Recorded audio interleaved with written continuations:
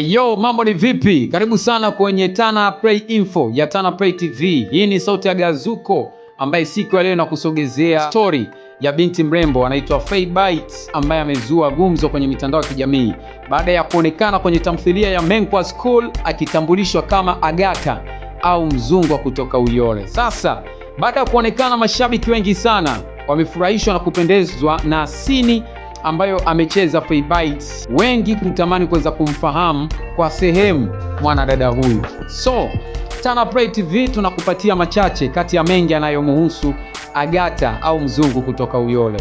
Najua ufahamu, lakini mimi naomba nikufahamisha kwamba jina lake halisi ambalo alilopewa na wazazi wake anaitwa Faima Majiri, ambaye kwa sasa pia ni mwanafunzi wa chuo cha National Institute of Transport yani NIT kilichopo Mabibo jijini Dar es Salaam.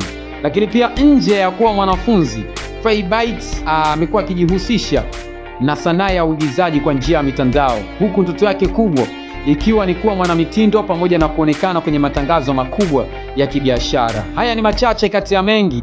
Endelea kukaa na Tana Play TV ili uweze kufahamu mambo mengi zaidi. Usisahau kufika YouTube na kushare, kulike, kucomment, lakini kubwa zaidi kusubscribe ili uendelee kuwa mwanafamilia mzuri kabisa wa Tana Play TV. Mimi naitwa Amos Gazuko kutoka Tana Play.